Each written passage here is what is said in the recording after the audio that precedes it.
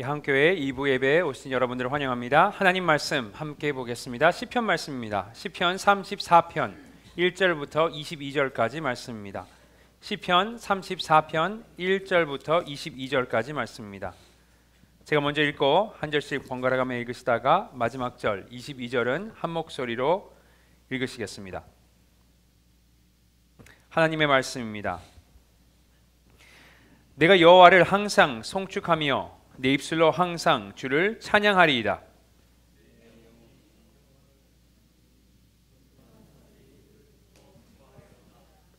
나와 함께 여호와를 광대하시다 하며 함께 그의 이름을 높이세.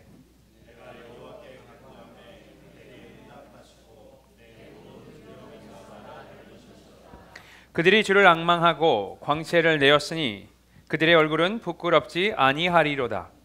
이 공고한 자가 부르짖음에 여호와께서 들으시고 그의 모든 환난에서 구원하셨도다.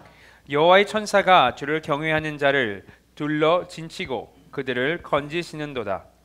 너희는 여호와의 선하심을 맛보아 알지어다. 그에게 피하는 자는 복이 있도다.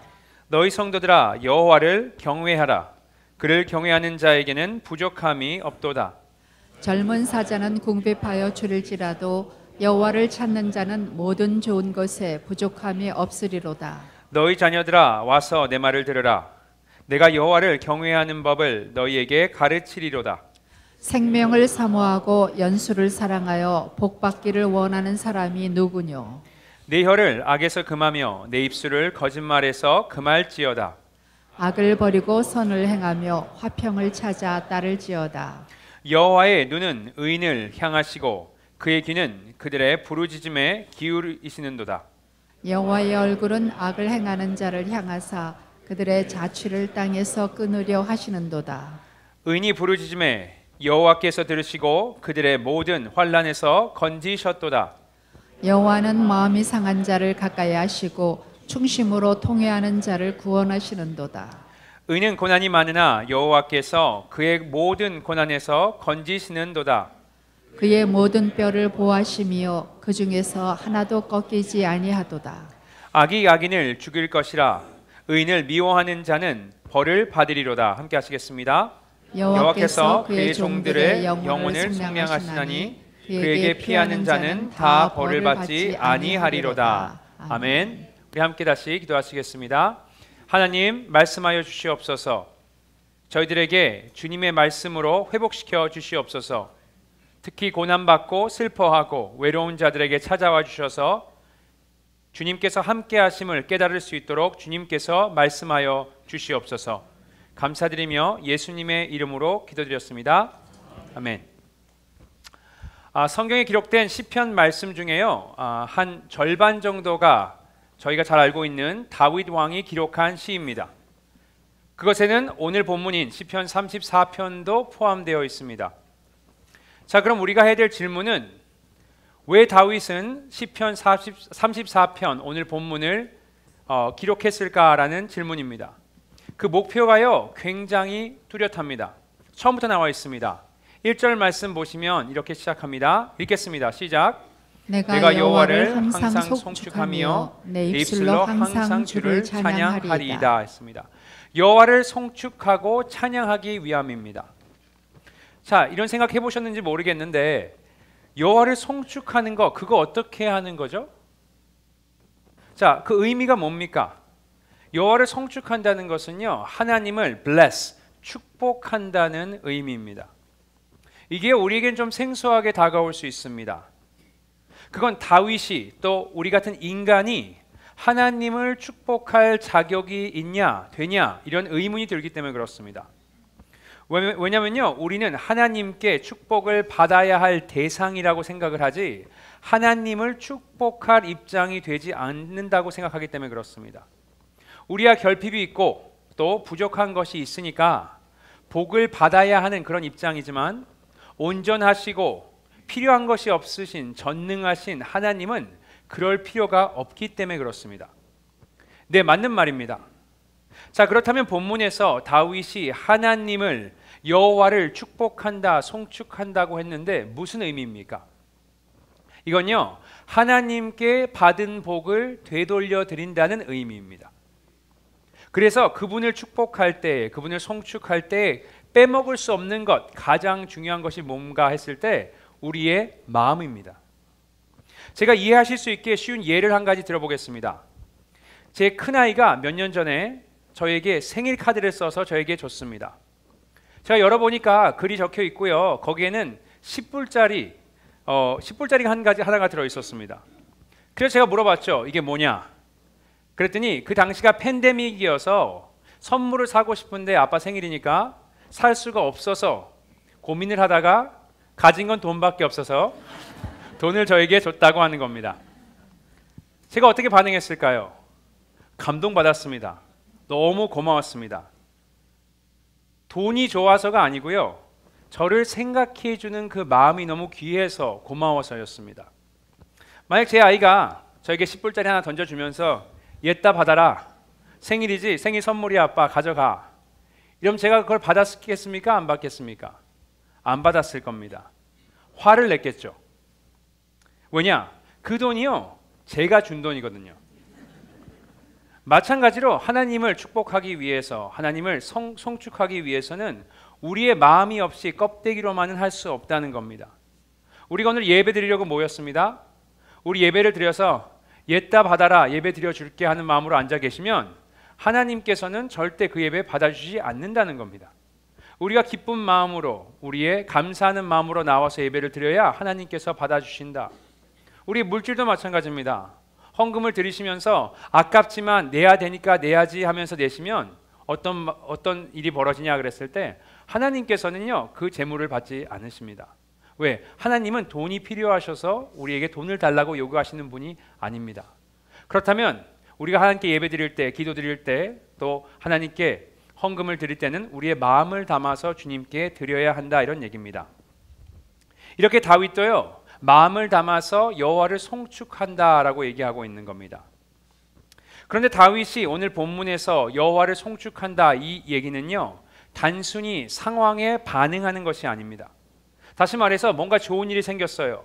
그래서 하나님께 감사를 드리자, 이런 수준의 이야기가 아니라는 겁니다.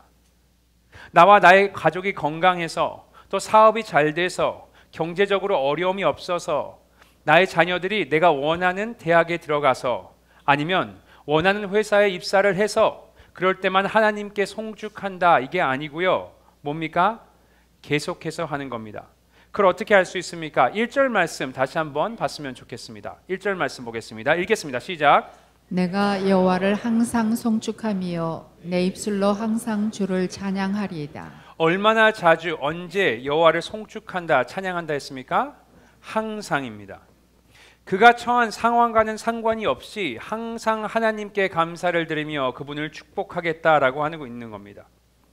그리고 한글 성경에서는 좀 알기가 어렵지만 이것은요 과거형이 아니고 또 현재 진행형도 아닙니다. 영어로 보시면 I will bless the Lord 이랬습니다.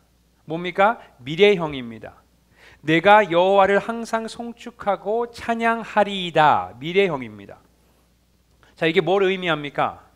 이것은요 다윗의 다짐이고 선포입니다.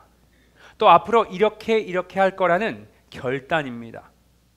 그래서 지금 다윗은 자기에게 어떤 상황이 닥칠지라도 하나님 여호와를 송축하고 그분께 감사를 드리고 찬양하겠다라고 다짐하며 선포하고 있는 겁니다. 자, 그런데 그 다윗이 혼자 하는 것이 아니고요. 우리 3절 말씀 계속 읽으시면 이렇게 나와 있습니다. 3절 말씀 한번 보겠습니다. 시작. 나와 함께 여호와를 광대하시다 하며 함께 그의 이름을 높이세. 반복되는 표현이 있는데 뭡니까? 나와 함께, with me이라 그랬고요. 함께, together 이라 그랬습니다. 다시 말해서 1절, 2절에서 다윗이 자신을 향해서 얘기하고 있는 것을요 위로 바꾼 겁니다. 이젠 우리입니다. 본인이 혼자 하는 것이 아니고 우리 모두, 저와 여러분을 초대하면서 함께 하자, 함께 여호와를 송축하자. 우리에게 무슨 상황이 닥칠지라도 우리가 여호와를 찬양하며 여호와께 예배하자고 초청을 하고 있는 겁니다. 이게 다윗이 오늘 본문인 34편을 쓴 목적과 이유입니다. 자, 생각해보면 당연한 것이 본인 혼자 여호와를 송축하려면요 그냥 하면 됩니다.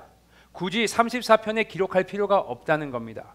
이렇게 34편에 기록한 이유는요, 뭡니까? 함께 하기 위해서, 우리를 초청하기 위해서 그렇게 한 것입니다. 자, 그렇다면 20편의 목적은 뚜렷해졌습니다. 그럼 우리가 오늘 설교를 들을 텐데 이 설교를 통해서 고민해야 할 부분이 한 가지가 있습니다. 그게 뭐냐? 어떻게 항상 모든 상황에서 여호와를 찬양하며 송축할 수 있는가라는 질문에 답을 해야 합니다. 이게요, 말은 쉽지 행동으로 옮기기가 절대로 쉽지 않습니다.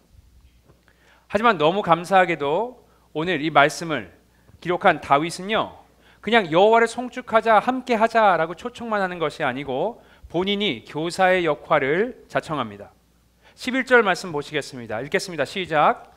너희 자녀들아 와서 내 말을 들으라. 내가 여호와를 경외하는 법을 너희에게 가르치리로다 했습니다. 선생이 되어서요, 가르쳐 준답니다. 그럼 우린 뭘 해야 합니까? 배우면 되는 겁니다. 그래서 4절에 가르치기 위해서 본인의 경험을 나누기 시작합니다. 4절 한번 보시겠습니다. 읽겠습니다. 시작. 내가 여호와께 간구하매 내게 응답하시고 내 모든 두려움에서 나를 건지셨도다. 여호와께서요, 나의 모든 두려움에서 나를 건지셨다라고 고백하고 있습니다. 이것은 무슨 의미가 있냐 그랬을 때 내포하는 의미는 모든 두려움에 빠진 적이 있다는 겁니다. 자, 그럼 다윗에게 도대체 무슨 일이 있었습니까? 무엇이 다윗을 그토록 두렵게 했습니까? 우리가 추측을 할 필요가 없습니다. 왜? 시편 시작 전에 서론이 나오는데 거기에 다 기록되어 있습니다. 서론을 한번 보겠습니다. 읽겠습니다. 시작. 다윗이 아비멜렉 앞에서 미친 채 하다가 쫓겨나서 지은 시입니다. 이게 오늘 본문의 배경입니다. 아비멜렉 앞에서 미친 채를 했다라고 얘기합니다. 이 사건이요, 다윗의 인생에서 가장 어둡고 가장 수치스러운 그런 경험 중에 하나입니다. 상세히 무슨 일이 있었는지는요, 사무엘상 21장에 보면 자세히 기록되어 있습니다. 자, 다윗에게 무슨 일이 있었습니까? 이건 다윗이 사울 왕에게 쫓겨서 도망자의 삶을 시작한 그 시점에 기록한 시편입니다. 사울 왕이 왜 다윗을 쫓았습니까? 시기와 질투 때문입니다.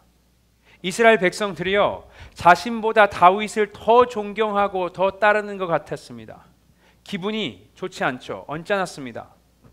별 볼 일 없던 목동 다윗이 블레셋의 장수인 골리앗을 쓰러뜨렸습니다. 그리고 이스라엘 백성, 이스라엘 군대를 승리로 이끌었습니다.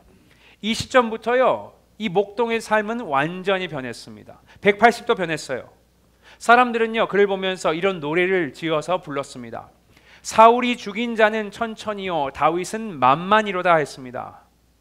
이 노래를 들은 사울, 기분이 어떻겠습니까? 좋지 않았습니다. 자존심이 많이 상했겠죠. 성경에 보면 이 말을 들은 사울이 굉장히 불쾌했다라고 기록하고 있습니다. 자, 그리고 시간이 지나면서요, 다윗의 힘, 다윗의 지혜, 영향력은 더 커지기 시작합니다. 백성들은 성경에 그를 사랑했다라고 기록하고 있고요, 반대로 사울은 이제 그를 두려워했다라고 기록하고 있습니다. 결국에 사울 왕은 다윗을 죽여야지 하는 마음을 먹습니다. 그 사실을 다윗이 눈치를 채죠. 그래서 어떻게 합니까? 도망을 갑니다. 자, 어디로 도망을 갑니까? 사무엘상 21장 10절에 이렇게 기록하고 있습니다. 읽겠습니다. 시작. 그날에 다윗이 사울을 두려워하여 일어나 도망하여 가드 왕 아기스에게로 가니, 가드라는 지역으로 갑니다. 그 지역을 다스리는 왕 이름이 아기스입니다. 자, 아기스 왕은요, 이의 본명이고 사람들은 그를 아비멜렉, 그 의미는 왕의 아버지라고 불렀습니다. 이건 애굽 사람들이요, 그들의 왕, 애굽의 왕을 바로라고 부르는 것과 비슷하게 보시면 될 것 같습니다. 그래서 사무엘상에는 이 왕을 아기스라고 기록하고 있고요, 오늘 시편 서론에는 뭐라고 기록해 있습니까? 아비멜렉이라고 기록하고 있습니다. 동일, 같은 인물입니다. 그런데 아기스의 신하가요, 다윗이 누구인지를 눈치를 채고요, 왕에게 알려줍니다. 귀뜸을 해줘요. 아마도 이 말을 들은 아기스 왕이 혹했겠죠. 어떻게 할까? 다윗을 정치적으로 사용하면 되겠다라는 생각도 했을 거고요, 아님 위험한 인물이니까 제거해야겠구나, 죽여야겠구나 라고 생각도 들었을 겁니다. 자, 그랬을 때 다윗의 반응이 이렇습니다. 사무엘상 21장 12절 말씀입니다. 읽겠습니다. 시작. 다윗이 이 말을 그의 마음에 두고 가드 왕 아기스를 심히 두려워하여. 어떻게 했다고요? 심히 두려워했다 했습니다. 이렇게 심히 두려운 다윗 어떤 행동을 합니까? 정말 생각지도 못한 행동을 합니다. 그들 앞에서요 미친 척을 합니다. 구체적으로 보면 대문짝에 그적거렸다라고 기록하고 있습니다. 이것을 영어 성경에는 어떻게 번역했냐 그랬을 때요, 머리를 박았다라고 기록도 되어 있는 것도 있고요, 문을 긁었다라고도 기록하고 있습니다. 문을 긁고요, 머리를 박기 시작하는 겁니다. 미친 사람처럼. 또 보니까 침을 수염에 흘렸다 그랬습니다. 침을 질질 흘리는 겁니다. 미친 사람처럼. 이렇게 미친 사람인 척을 합니다. 그리고 그의 이런 상태를 본 아기스 왕은요, 다윗을 보내줍니다. 놓아줍니다. 다윗이 정말 살기 위해서 체면, 자존심 다 버린 겁니다. 인생의 바닥을 친 겁니다. 그래서 이 사건이 다윗의 인생에서 가장 어둡고 수치스러운 경험이 아니었을까 말씀드리는 겁니다. 자, 이제 시편에서 기록되고 있는 이 배경에 대해서 우리가 배웠습니다. 자, 4절 말씀 다시 한번 보시겠습니다. 4절 말씀입니다. 시작. 내가 여호와께 간구하매 내게 응답하시고 내 모든 두려움에서 나를 건지셨도다. 자, 그럼 여기서 얘기하는 다윗의 모든 두려움, 이게 뭐죠? 여러분, 다윗의 입장에서 한번 생각해 보세요. 뭐가 두려울 것 같습니까? 일단 죽음이 두려운 겁니다. 사울 왕이요, 군대를 이끌고 그 사람 한 명 죽이겠다고 지금 쫓아오고 있습니다. 얼마나 두렵겠습니까? 죽을 것 같은 겁니다. 잡히면 죽는 겁니다. 그래서 도망을 갔습니다. 그런데 이번엔 아기스 왕이 본인을 죽이려고 하는 겁니다. 두려운 겁니다. 아마 도망 다니면서 하룻밤도 그냥 편히 잔 적이 없을 겁니다. 혹시나 나를 기습하지 않을까 두려움에 빠져서 매일매일 살고 있는 겁니다. 죽음이 두려운 겁니다. 또 버림받았을 것이 두려울 것 같습니다. 일단 사람들에게 버림을 받았습니다. 이스라엘 백성들이요, 그를 만만이다 하면서 그를 좋아했습니다. 그를 지지하고요, 존경했습니다. 성경에서 그를 사랑했다라고까지 기록하고 있습니다. 그런데 질문은요, 그들이 다 지금 어디가 있냐는 겁니다. 그가 난처해지고 어려움이 있고 도망을 가자 아무도 그와 함께하는 사람들이 없는 겁니다. 얼마나 이스라엘에 그를 보호해 줄 사람, 그의 편이 없냐면요, 어떻게 알 수 있느냐? 가드 지역에 간 거를 보면 알 수 있습니다. 여러분, 가드 지역은요 블레셋의 도시입니다. 정말 기가 막힌 건요, 이 가드가 누구의 고향인지 아십니까? 골리앗의 고향입니다. 정말 얼마나 갈 데가 없으면, 얼마나 도망칠 곳이 없으면, 그를 숨겨줄 사람이 하나도 없으면 이런 곳까지 갔겠습니까? 그를 지지한다, 사랑하다는 사람들로부터 철저히 버림을 받은 겁니다. 그리고 아마 그를 더 괴롭게 했던 것은 사람이 그를 버린 것이 아니고 하나님께 버려지는 두려움을 지금 체험하고 있는 겁니다. 분명히요, 선지자 사무엘을 통해서 그에게 기름 부으시면서 이젠 미래는 너가 왕이 될 거라고 말씀하셨습니다. 그 하나님 어디 계십니까? 현실은 어떻습니까? 왕과는 굉장히 멉니다. 지금 목숨을 보존하기 위해서 도망치고 있습니다. 아무도 없습니다. 본인을 따라야 할 미래 그의 백성들은요, 그에게 아무 관심이 없습니다. 그를 보호해 줄 생각도 없습니다. 그리고 도저히 왕으로서는 겪을 수 없는 굴욕도 겪고 있습니다. 질문이 들었겠죠. 의문이 들었을 겁니다. 하나님 어디 계십니까? 다윗이 이런 두려운 상황에 있을 때 본인을 칭해서 한 단어로 정리하는 말씀이 오늘 본문에 나옵니다. 6절에 이렇게 정의했습니다. 이 곤고한 자가, 곤고한 자다, 히브리어로는 아니, 가난한 자라는 뜻입니다. 이건 아무것도 없고, 가진 것이 아무것도 없고 아무 도움도 받지 못하는 사람을 칭해서 쓰는 단어입니다. 이 공고한 자, 이 불쌍한 자, 이 가난한 자, 그게 다윗의 모습입니다. 그런데 흥미로운 것은요, 본인을 칭해서 어떻게 합니까? 1인칭이 아니고 3인칭을 사용합니다. 이 공고한 자가. 왜 그랬을까요? 그건 아마 곤고한 자, 이것은 지금 다윗의 모습뿐만 아니고 지금 이 시를 묵상하고 있는 저와 여러분의 모습이기도 하기 때문에 그렇습니다. 물론 우리를 죽이려고 우리를 쫓고 있는 사람은 없을 수도 있습니다. 그리고 살려고 미친 척을 한 경험도 없을 수 있습니다. 하지만 우리 모두 두려움을 경험합니다. 건강 문제 때문에 두려움을 경험하신 분 여기 계실 거고요.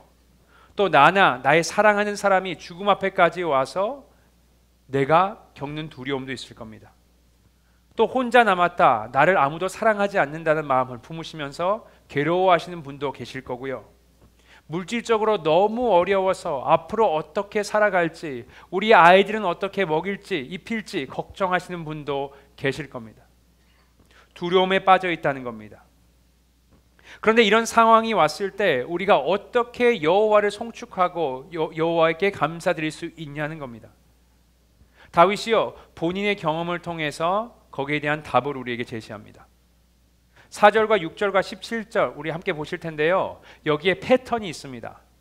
한번 패턴을 잘 한번 보시면서 읽어보셨으면 좋겠습니다. 4절 먼저 읽겠습니다. 시작. 내가 여호와께 간구하매 내게 응답하시고 내 모든 두려움에서 나를 건지셨도다. 6절 말씀입니다. 이 공고한 자가 부르짖음에 여호와께서 들으시고 그의 모든 환난에서 구원하셨도다. 17절입니다. 의인이 부르짖음에 여호와께서 들으시고 그들의 모든 환난에서 건지셨도다. 아멘입니다. 패턴이 있습니다.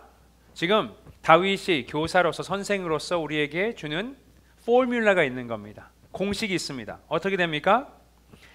하나님께 간구하여 부르짖었다 그랬습니다. 그랬더니 어떻게 된다고요?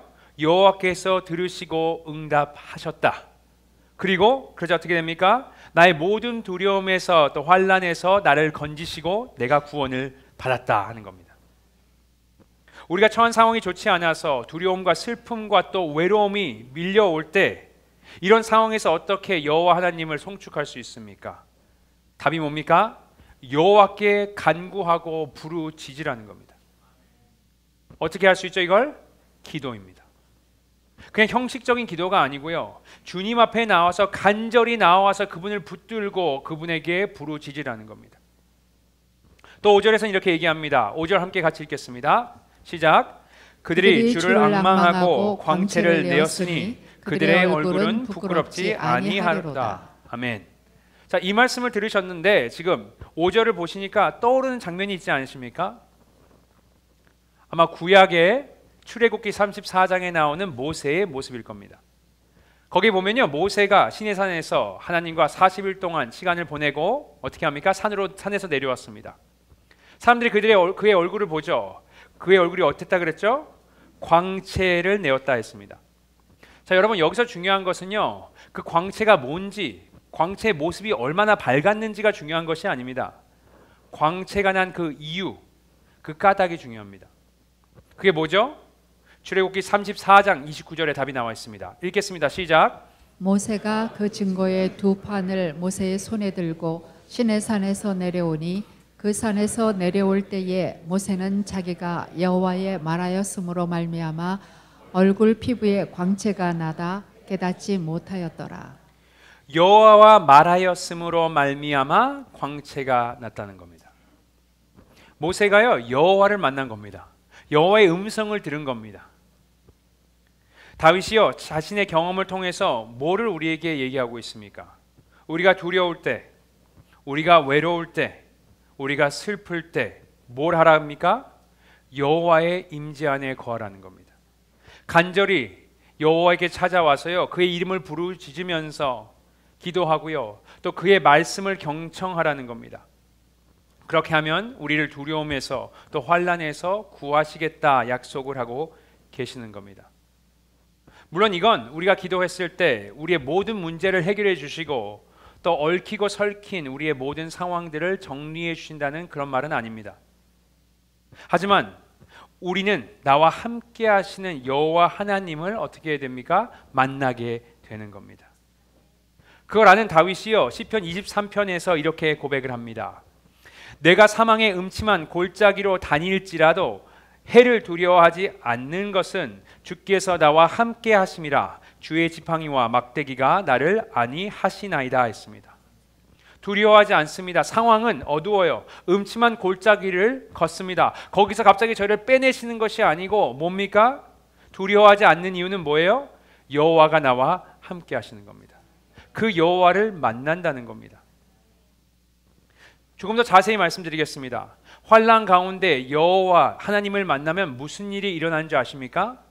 자, 7절, 9절, 11절 여기서도 공통어를 한번 찾아보시면서 읽겠습니다. 시작.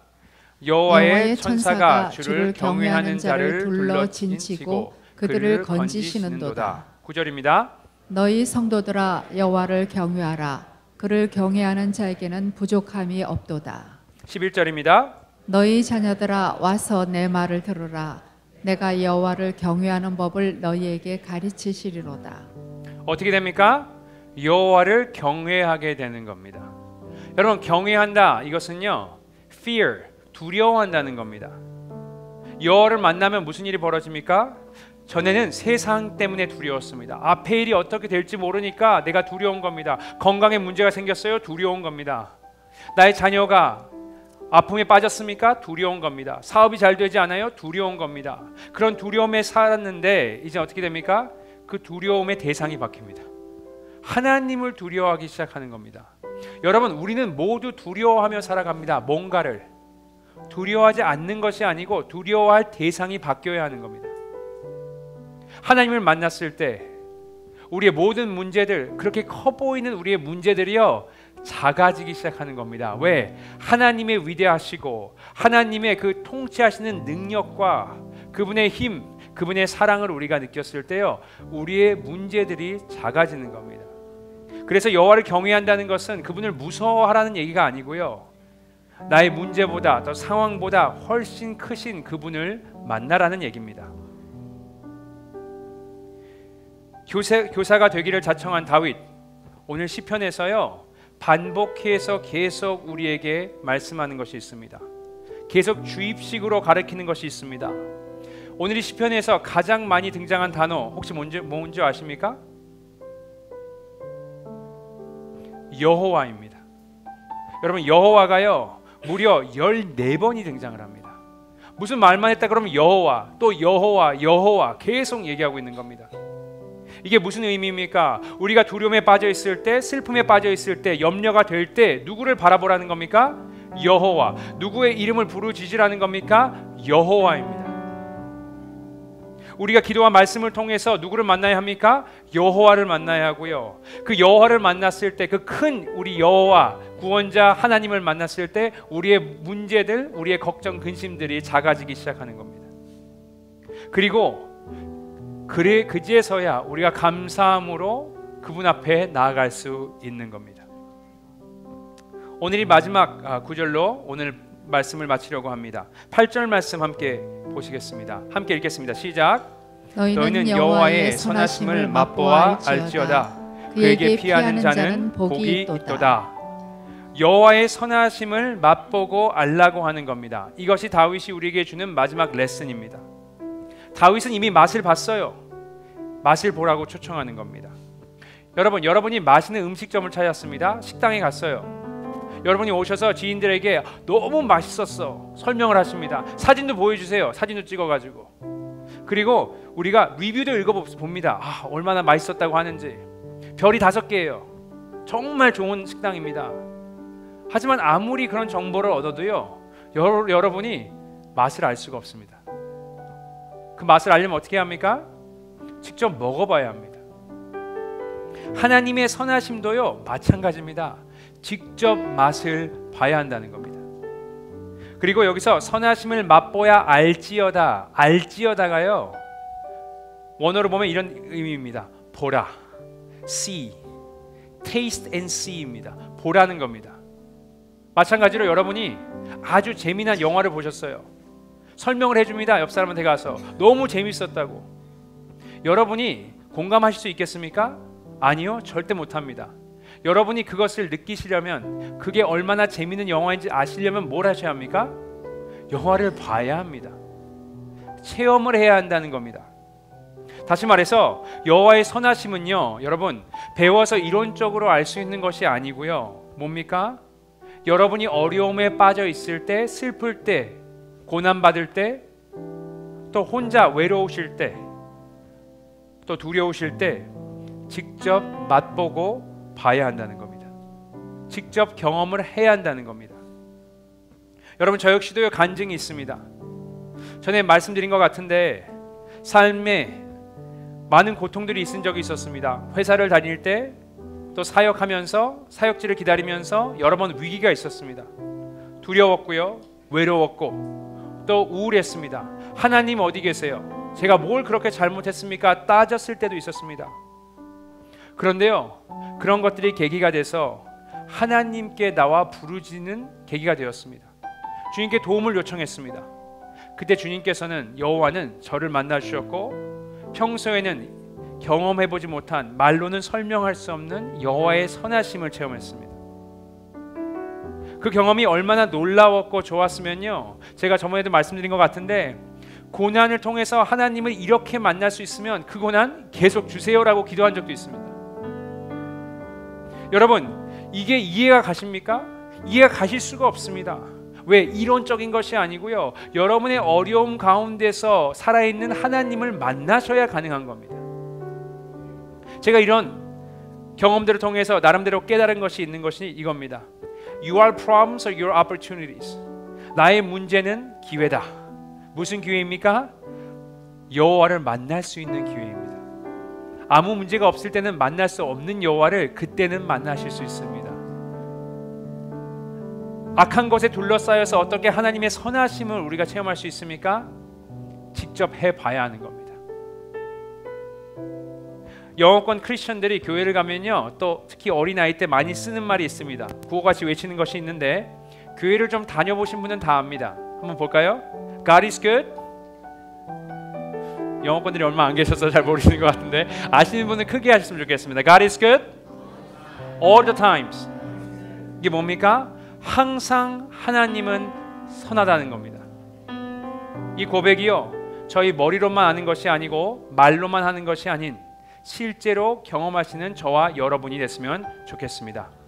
이렇게 어려움 가운데서도 여호와 하나님께 부르짖으며 그분을 만나시고 그분의 선하심을 직접 체험하시며 그분을 모든 상황에서 송축하시는 저와 여러분 되시기를 예수님의 이름으로 축복드립니다.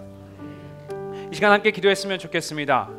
이 시간 기도할 때 주님께 나왔으면 좋겠습니다. 찬양팀 잠깐 나와주시고요, 우리 이 시간 주님 앞에 나왔으면 좋겠습니다. 주님, 내가 머리로만 아는 것이 아니고 하나님을 체험하기를 원합니다. 주님을 만나기를 원합니다. 이런 마음으로 저희 기도하시면서 또 찬양하셨으면 좋겠습니다. 마지막 찬양 하셨던 거 있죠? 약할 때 강함 되시네 나의 보배가 되신 주 나의 모든 것 주 안에 있는 보물을 주 안에 있는 보물을 나는 포기할 수 없네 주 나의 모든 1절 다시 한번 찬양하십니다. 약할 때 강함 되시네. 약할 때 강함 되시네 나의 보배가 되신 주 나의 모든 것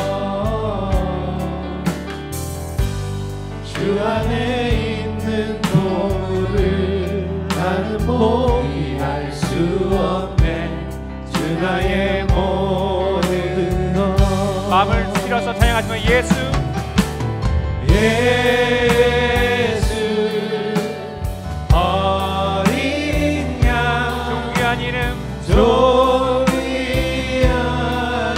이름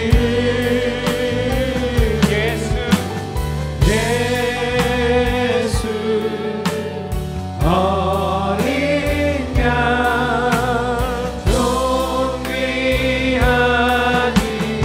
예수 어린 양 찬양하십니다. 예수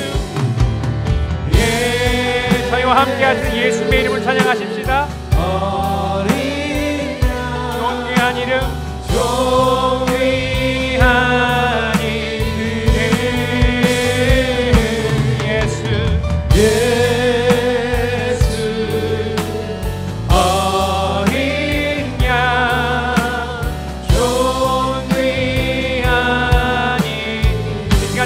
기도하시겠습니다. 존귀한 예수님을 부르면서 우리의 고난과 우리의 상처 가운데 함께 하시는 우리 주님을 믿으시면서 함께 해달라고, 우리 함께 하시는 주님을 만나게 해달라고 이 시간 마음을 실어서 함께 예수님의 이름을 부르시면서 기도하시겠습니다. 기도하십니다. 하나님 감사합니다. 이 시간 주님께 나아가기를 원합니다. 예수님의 이름을 부르며 나아가기를 원합니다. 주님, 저희 연약할 때 강함 되시는 주님, 주님, 저희들이 쓰러져 있을 때 저희를 붙들어 주시는 주님, 주님을 붙들며 기도하기를 원합니다. 성령께서 함께하여 주시고 인도하여 주시옵소서. 예수님밖에 없습니다. 주님, 주님을 체험하기를 원합니다. 이론적으로 성경에서 그냥 나와 있는 예수님이 아니고 주님 매일매일 동행하시고 함께하시는 그 예수님을 만나기를 원합니다. 주님께서 함께하여 주시고 저희들이 고백할 때에, 찬양할 때에 주님께서 함께하여 주시옵소서. 주님, 예수밖에 없습니다. 주님을 붙들며 살아가게 하시고 주님 승리할 수 있도록 주님께서 인도하여 주시옵소서. 제가 슬플 때, 또 주님 마음이 상했을 때 함께 하시는 예수님, 나와 동행하여 주옵소서. 나의 고통을 아시고 함께 하시는 주님을, 어린 양 예수를 찬양하며 나아가기를 원합니다. 주님께서 도와주시고 인도하여 주옵소서. 주님, 함께 하심이, 저와 함께 하심이 저희가 부르짖었을 때 함께 하심을 경험할 수 있도록 주님께서 축복하여 주시옵소서. 주님의 초대에 응하기를 원합니다. 주님의 초대에 예스하기를 원합니다. 주님께서 도와주시고 함께하여 주시옵소서. 인도하여 주시옵소서. 예수 어린 양, 예수 어린 양, 존귀한 이름, 존귀한 이름, 예수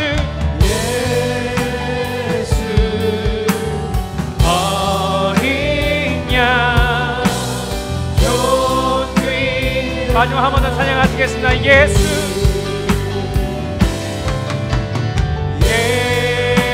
함께 하십니다. 주님께서 어린 양, 존귀한 이름, 예수 어린 양, 존귀한 이름.